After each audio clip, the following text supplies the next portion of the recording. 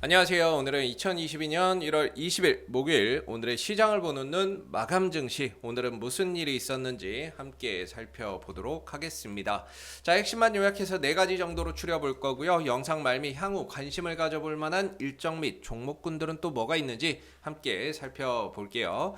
자, 오늘 코스피는 0.72%, 코스닥은 2.66% 상승 마감이 됐습니다. 정말 오랜만에 양대 지수 모두 상승하는 모습들을 보인 하루였고요. 수급에서는 거래소 시장 외국인들만 순매도로 보였고 개인들과 기관들은 각각 순매수의 흐름들을 나타냈습니다. 자, 코스닥에서는 개인들이 순매도로 보인 가운데 외국인들과 기관들이 각각 순매수를 보이면서 지수 상승을 좀 견인하는 모습이었다, 이렇게 볼 수가 있겠죠. 자, 그렇다면 흘러내리던 국내 증시가 오늘 왜 이렇게 또 상승을 했느냐, 이유를 한번 살펴보게 된다면, 자, 오늘 중국이 경기가 좀 위축되는 가운데 대출 우대 금리를 0.1% 정도 인하했다라는 소식이 국내 증시의 투심을 회복시키는 하나의 요인으로 작용이 되었다, 이렇게 볼 수 있는 부분인 것 같고요. 이 이슈로 인해서 홍콩 지수, 해외 홍콩 지수나 이런 일본 증시나 아시아권 증시들이 전반적으로 강한 어떤 상승을 보이는 하루였습니다.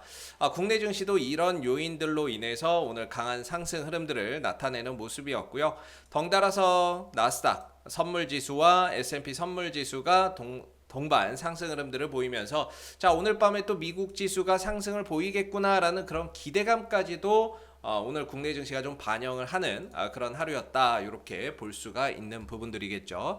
자, 기술적으로는 사실 뭐 종합주가 지수 보시게 되면 오늘 반등은 좀 보였지만 사실상 기술적 반등 그 이상의 의미를 좀 부여하기에는 어려운 상승인 것 같습니다. 사실 오늘의 상승이 어떤 5일선 위로 올라서지도 못했고 2900이라는 어떤 기술적인 그런 포인트를 회복하지 못했기 때문에 말 그대로 떨어지다가 기술적 반등 한번 좀 나오는 하루여서 오늘 상승에 어떤 특별한 의미를 좀 부여하기는 어려운 부분인 것 같고요. 추가적인 상승을 통해서 5일선과 2900포인트 위로 올라서는 가운데 박스권 하단에 어떤 회복을, 다시 박스권 안으로의 어떤 회복을 조심스럽게 우리가 좀 기대해 봐야 되는 부분이 아닌가 싶고, 아직까지는 좀 불안한 상승이다, 이렇게 볼 수 있을 것 같아요. 코스닥 같은 경우에는 오늘 2.6% 정도 상승을 보이게 되면서 기술적인 어떤 박스권 하단 그 구간을 다시 한번 더 회복해주는 모습이었는데요. 950포인트와 960포인트가 박스권 하단 어떤 지지 라인인데, 이 부분들을 오늘 상승을 통해서 다시금 회복을 시켜주는 모습이었습니다. 그렇기 때문에 앞으로 950과 960포인트 이상에서의 어떤 지지 여부들, 이런 부분들을 통해서 그동안의 낙폭을 만회해주는 어떤 그런 반전 흐름들을 조심스럽게 좀 우리가 기대해 봐야 되지 않나라는 생각이 들고요. 차트상으로 보면은 코스피에 비해서는 코스닥이 좀 더 양호한 어떤 흐름들이 아니었나라는 생각이 드는 부분입니다. 자, 오늘 시장 지도 한번 좀 살펴보겠습니다. 오늘 코스피에서는 IT 업종이 어떤 강보합권의 흐름들을 좀 보였던 부분들이고, 2차 전지 관련주들이 오늘 상당히 좀 강하게 지수 상승을 견인하는 모습이었습니다. 반면에 금융업종과 보험업종은 다소 좀 약세 흐름들을 보였는데, 아무래도 중국의 어떤 대출 우대금리 인하 소식이 다소 좀 금융업종이나 보험업종에는 좀 악재로 작용한 게 아닌가, 이렇게 생각이 드는 부분이고요. 그 외 대다수의 업종들은 대체적으로 강보합권에서 오늘 흐름들을 보이는 하루였다, 이렇게 볼 수 있을 것 같아요. 자, 코스닥 같은 경우에는 상황이 좀 다릅니다. 코스닥은 제약, 화학, 일반 전기전자 할 것 없이 대다수의 업종들이 강세 흐름들을 보였습니다. 반도체 소재 장비부터 시작해서 게임, 바이오, 2차 전지 대다수의 어떤 업종들, 종목군들이 일제히 강한 상승 흐름들을 보인 하루였다라고 보시면 좋을 것 같고요. 자, 오늘 외국인들 기관들이 어떤 종목들을 좀 많이 샀는지 우리가 좀 함께 같이 또 살펴보도록 하겠습니다. 자, 오늘 코스피 시장에서 외국인들 같은 경우에는 LG화학, 그 다음에 삼성 SDI, SK이노베이션 등 대체적으로 2차 전지 관련주들을 상위권 1, 2, 3에서 강하게 좀 사주는 모습이었고, 이어서 LG전자, 한국항공우주, HDC, 현대산업개발, 메리츠화재, 신풍제약, 제이콘 텐트리까지 강한 순매수를 보이는 하루였습니다. 반대로 이제 삼성전자, 네이버, SK하이닉스, 카카오뱅크, 카카오, LG이노텍, 삼성전자, 우선주, 기아, 코덱스, 레버리지, 셀트리온, KB금융 순으로는 대체적으로 강한 어떤 매도의 흐름들을 보이는 하루였고요. 기관 같은 경우에는 오늘 삼성 SDI, 삼성전자, 한국항공우주, 코덱스 200 선물 인버스 곱하기 2 곱버스라고 하죠. 곱버스를 계속해서 사들이네요. 기관은 지수를 잡고 좀 하방으로 보고 있는 부분이네요. 자, 그 다음에 카카오, 네이버, LG이노텍, 카카오페이, 하이브 순으로 순매수의 흐름들을 보였습니다. 자, 반대로 SK하이닉스, SK이노베이션, 두산중공업, 그 다음에 코스닥 150 선물 인버스는 또 매도를 보였네요. 삼성전자, 우선주, LG와 기아, 크래프톤 순으로는 순매도의 흐름들을 나타내는 하루였습니다. 자, 그렇다면 이제 코스닥도 한번 좀 볼까요? 코스닥도 보시게 되면 오늘 코스닥에서 매수 상위 종목들은 외국인들은 대주전자재료, LNF, 시젠, 위메이드, 원익 IPS, 다날, 에코프로비엠, 대체적으로 2차 전지 소재, 부품 이런 쪽으로 또는 반도체 소재 장비 쪽으로 매수를 또 강하게 보여주는 하루였다. 이렇게 볼 수 있고요. 동시에 이제 게임주들도 매수를 강하게 좀 해주는 하루가 아니었나 싶습니다. 반대로 아프리카 TV, 카카오 게임즈, ABL 바이오, 오토엔, 맘스터치, 펄어비스, 미래나노텍 순으로는 순매도의 흐름들을 보였고요.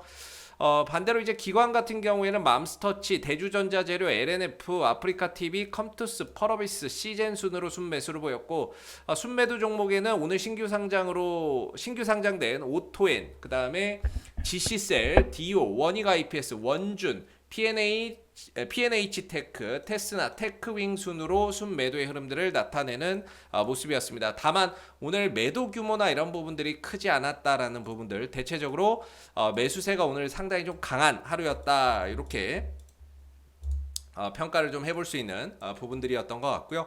자, 오늘 시장 특징주는 뭐가 있었는지 또 한번 이야기 나눠보도록 할게요. 자, 오늘 북한 쪽에서 이제 핵 또는 미사일 실험을 재개하겠다라고 시사하는 어떤 발언들이 있었습니다. 그런 부분들로 인해서 오늘 빅텍, 그 다음에 스페코, 이런 방위산업 관련주들이 강세 흐름들을 보이는 하루였다, 이렇게 볼 수 있고요. 휴니드, 한일단조, 이런 종목들이 오늘 하루 강세 흐름들을 보이는 하루였습니다. 오늘 방위산업 관련주들 특징주로 부각되는 모습이었고요.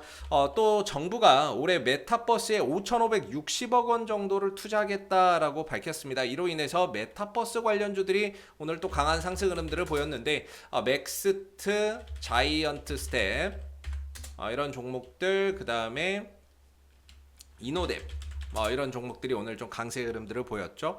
추가적으로 핑거라든지 이런 종목들도 대체적으로 메타버스 관련주로 볼 수가 있겠고, 알체라나 이런 종목들도 메타버스인데 상대적으로 제일 잘 간 거는 맥스트가 아닌가, 이렇게 좀 생각이 듭니다. 그래서 오늘 정부의 메타버스 5,560억 투자 소식에 메타버스 관련주들이 오랜만에 또 기술적 반등을 좀 보였다라는 부분이고요.